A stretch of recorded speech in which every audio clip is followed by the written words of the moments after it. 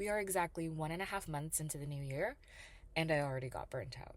Last week, I had to take an entire week off from content from YouTube, from my work with my talk show. I had to cancel all of my plans with my friends because I gave everyone and everything my energy and I had literally nothing left. For context, hi, I'm Chelsea. I am currently independently producing a talk show that I'm also hosting, and I told myself that this year I would be posting a lot more on social media. And I had to abandon both of those things, the two most important things to me right now, because I had no energy left to give. My brain literally was like shut off. And if you do follow my channel, you know that last week I didn't post not even one video. And that's because I was trying to pour from an empty cup.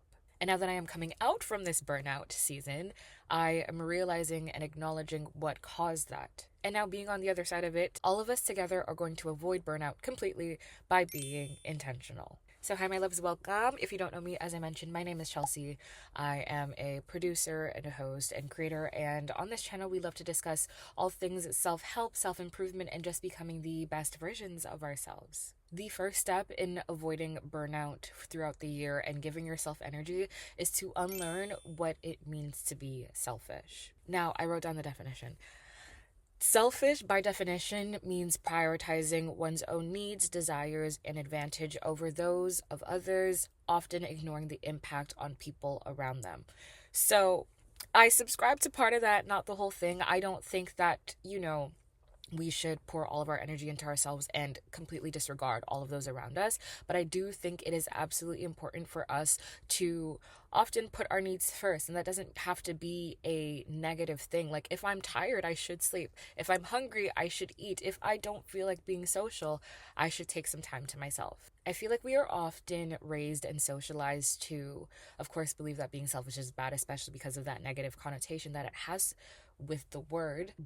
And especially being raised in a Caribbean household or an immigrant household in general, I feel like we are often brought up to really prioritize community, to put others before ourselves, which, like, beautiful, beautiful things, but never to the detriment of ourselves, our goals, our needs. It is absolutely important to support your community, to be there for those that you care about, but not to the point where it's going to negatively impact your life and you end up being stagnant because you were not able to pour back into yourself. The creator, Tam Kaur, she loves to talk about this, about being self-obsessed, which is her whole brand, and I absolutely love it. Of course, I think when people hear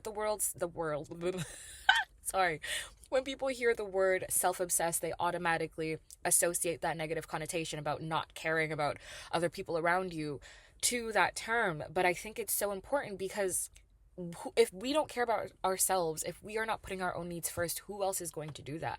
And I don't know about you guys, but I am somebody that has large goals. You know what? That's not true. I'm sure if you're watching this video, you have goals for yourself as well. You are trying to create the best possible situation for yourself and build a beautiful life. That's why we're here.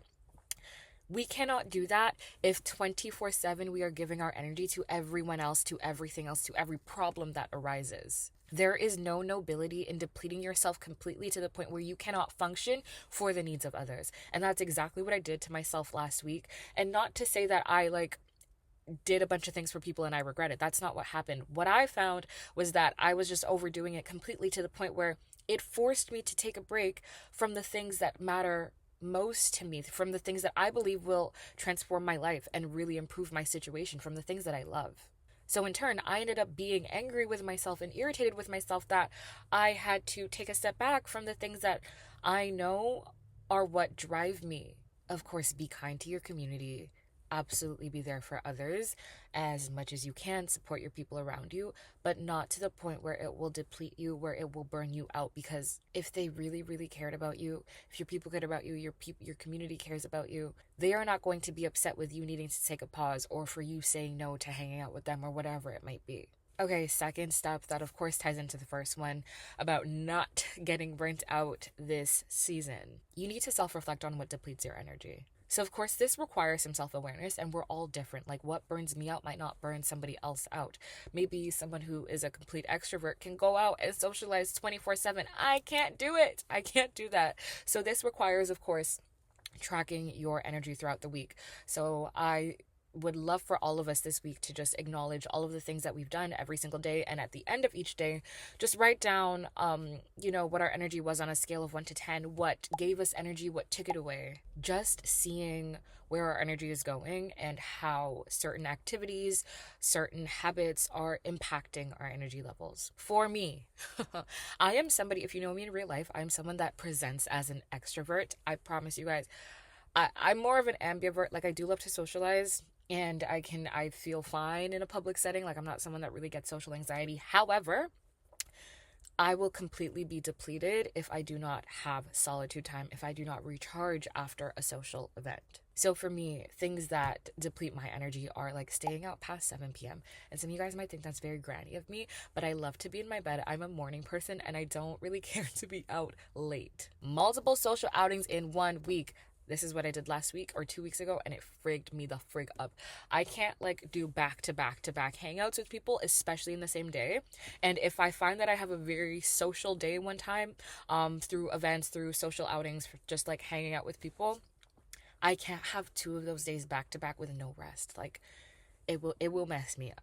Another thing, too much screen time. If I spend an entire day on my laptop or on my phone, and that could just be doing work. Like, I could be productive and on my laptop. If I'm completely glued to my screen for an entire day, multiple hours on end, no breaks, no activities that don't require a screen, frigs me up as well. Like, I can't do that. So I just encourage you, like, figure out what gives you energy, what takes away your energy. For me, what gives me energy: reading, journaling, eating healthy. I think what contributed to my burnout was I was eating a whole bunch of crap. Garbage, because I just didn't have time, I felt like, to properly plan my meals or meal prep or whatever it was. I was just buying food every freaking day. That freaked me up as well. So just track your week, figure out what gives you energy, what takes it away, and start to restructure your week based off of that. Now, all of that self-awareness throughout the week leads me to our next point: schedule time for rest and plan your week accordingly. So what I'm doing now, after experiencing that last week, is planning my entire week at the top of the week. And this is something that I used to do a year ago, and I kind of just fell off from it, but it's absolutely something that I need to do as somebody who finds themselves doing so many different things, and working on so many projects at once. I need to schedule my week in advance. So it's like I mentioned, assessing my days, figuring out what days I'm super duper social, and making sure that throughout that week I can schedule a day where I get to rest. And just like take a pause, or throughout the day in general, scheduling time to just kind of like turn my brain off and not feel like I'm working constantly 24/7. Okay, so I wanted to pull up my actual schedule for the week just to show you guys how I've kind of structured it. To some of you, this might be busy. To some of you, this might be looking like nothing. But as you can see, I don't have full blocks and schedule my tasks back to back to back to back. That will frig me up. Okay, next step in avoiding burnout this season is to hold yourself accountable and also challenge your limiting beliefs. So those beliefs that are pulling you back into the version that is burnt out, we're going to have to take some time to acknowledge them. And I am mainly talking to myself here, because as somebody who is a recovering people pleaser, I am really fighting the urge to be scared of disappointing people, to give myself my all to everyone around me before I give to myself. And it's my fears of upsetting people, of people being mad at me or thinking negatively about me, thinking that I'm selfish. Those are the things that have caused me to be burnt out. And of course, it starts with a lot of self-work. Like, I have to work through that as well myself, but just acknowledging those things that might be pulling you back into the old version of yourself that's not giving back to who you are, that's not working on the things that you find value in. Like, I am somebody that definitely is still working through wanting to make everybody happy. And by doing that, I sometimes give access to, I sometimes give people access to me 24/7. And I'm noticing that I get overwhelmed by doing that. And I think what a better process would be for me is actually scheduling time to get back to people. Because what I find I end up doing is I'll either give all of my time to people and like answer every FaceTime call that I get or every text message that I get immediately, or the opposite happens where I get burnt out like I did last week and I'm ignoring everyone. And I'm sorry if you were somebody that I have been ignoring. It's not on purpose. I'm so sorry. But I just like, it's that point of not being able to give back to myself, of feeling completely depleted socially, emotionally, just energy wise, to the point where I don't even have it in me to respond to people. I don't even have energy to like cook a meal for myself. So texting everybody back, calling everyone back is like it can't happen. And that's not good either. I also want to make sure that I'm being a good friend to the people that I care about, to the people around me.